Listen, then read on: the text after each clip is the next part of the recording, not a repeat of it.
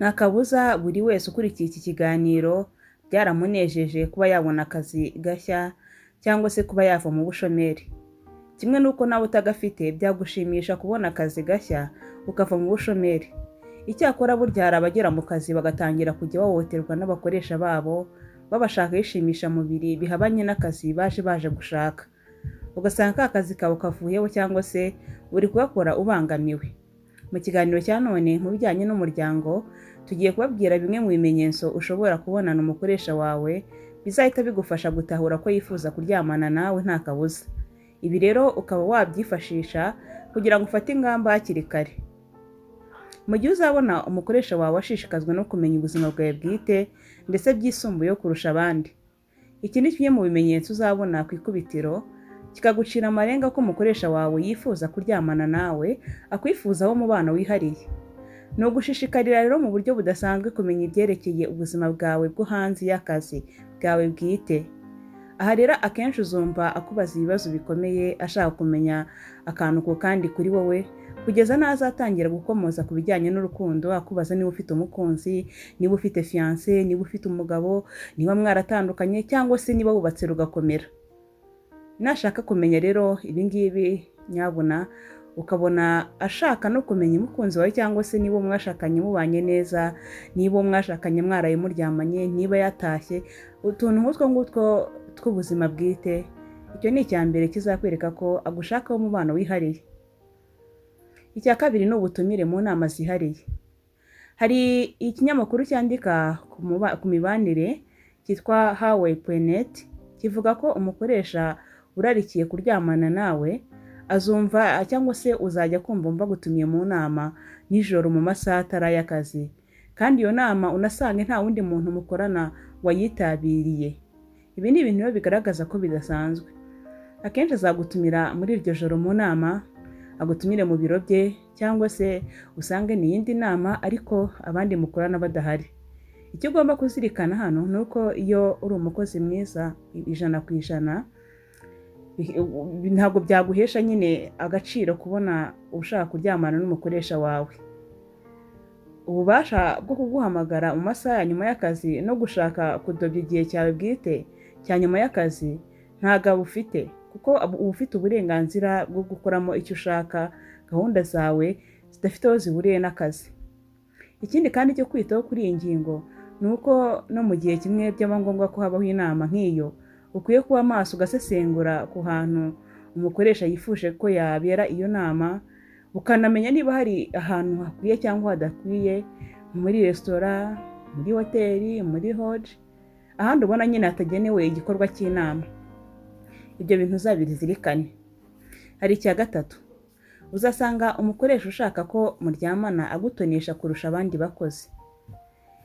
Hashobora kubaho igihe cyangwa se ibihe mu kazi ugakererwa cyangwa se ugasiba akazi cyangwa ugakererwa gutanga raporo, ntibikugireho ingaruka ndetse bikaba akamenyero ko udapfa kubahiriza ibihe biba byagenwe nyine by'uko umukozi yaba asoje akazi runaka cyangwa se yatanze iyo raporo.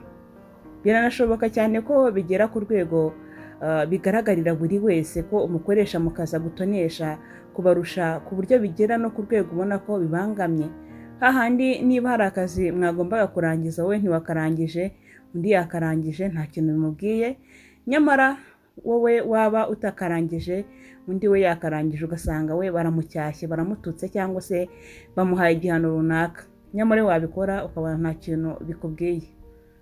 Agakureka rwose ukaba wajya ahantu runaka ukajyaho nta ruhushya, cyangwa se yanakwinjira aho mukorera akaba ari wowe abanza gusuhuza, akakubaha, ugasanga nyine aguha agaciro kurusha abandi uko yabigirira abandi mukorana, ku buryo unatangira kwibaza uko bagenzi bawe bayibona.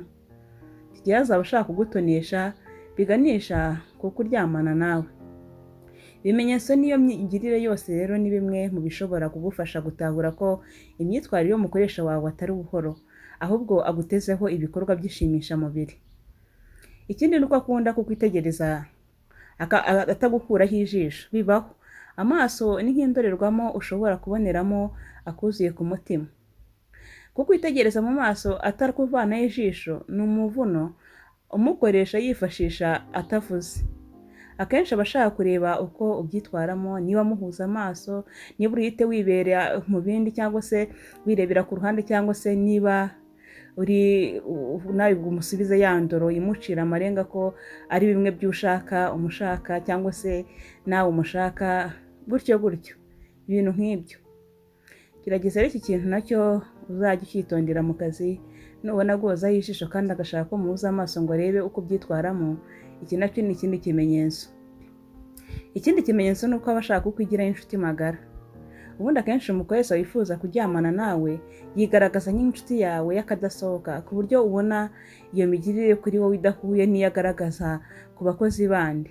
Mu gihe ubona ko rero ari ibintu nawe ubwawe bitangiye kugutera kubyibazaho, ujye umenya ko hari ikirenze ubwo bushuti umukoresha wawe agukeneyeho, ugasanga amabanga yose yakubikije cyangwa se arashaka umubitsa amabanga yawe. Ikindi ni kugeraho yifashishije imbuga nkoranyambaga zawe. Ubusanzwe ubundi biba byiza kandi biba birimo ubunyamwuga y'umukoresha wawe atagukurikira ku mbuga nkoranyambaga zawe, cyangwa se niba hari ubutumwa agiye kuguha ntabunyuze ku mbuga nkoranyambaga zawe, akaba yaguhamagara cyangwa se agakoresha sekereteri akakubwira ubwo butumwa. Iyo rero ubonye akurikirana imbuga nkoranyambaga zawe zose, WhatsApp aba ahari, akwandikira Twitter aba ari kukwandikira, Facebook, Instagram n'izindi zose ukoresha, agerageza nyine no gukunda cyangwa se ukanda kuri like y'amafoto ushyiraho, cyangwa se akarambukirwa no kugira icyo avuga ku zo washizeho comment, akenshi aba afite impamvu ye ikomeye yo kumenya byinshi ku buzima bwawe bwite. Hari n'ibindi bimenyetso byinshi byagufasha gutahura umukoresha ushaka kuryamana nawe, harimo nko kuba akunda kukubwira amagambo asize umunyu meza, akunda kukuganiriza ku buzima bwe bwite, akunda kuguha impano ndetse no kukuzamura mu ntera nyamara ubona bitari bikwiye, akunda kugufuhira cyangwa se kugerageza kugukinisha iyo muri mu kazi, ashobora kandi no kuguha amasezerano y'ibyo azagukorera, akunda kukwicira isiri n'ibindi mu buryo ubona neza ko imigirire atari shyashya. Hari n'ibindi bimenyetso byinshi rero byashobora kukwereka ko umukoresha wawe ashaka kuryamana nawe. Reka tuzabirebe ubutaha. Uyu munsi dusubikira ahangaha, mbashimira mwese twabanye muri iki kiganiro, mbabwira ngo mwakoze cyane kandi mugire ibihe byiza. Kuri wowe ukunda ibiganiro n'amakuru tukugezaho, ukande kuri subscribe ndetse ukore kuri share niba ukunda ibiganiro, ubisangize abandi kugira ngo nabo babimenye. Ubundi dusubire mu kiganiro cy'ubutaha. Bye bye.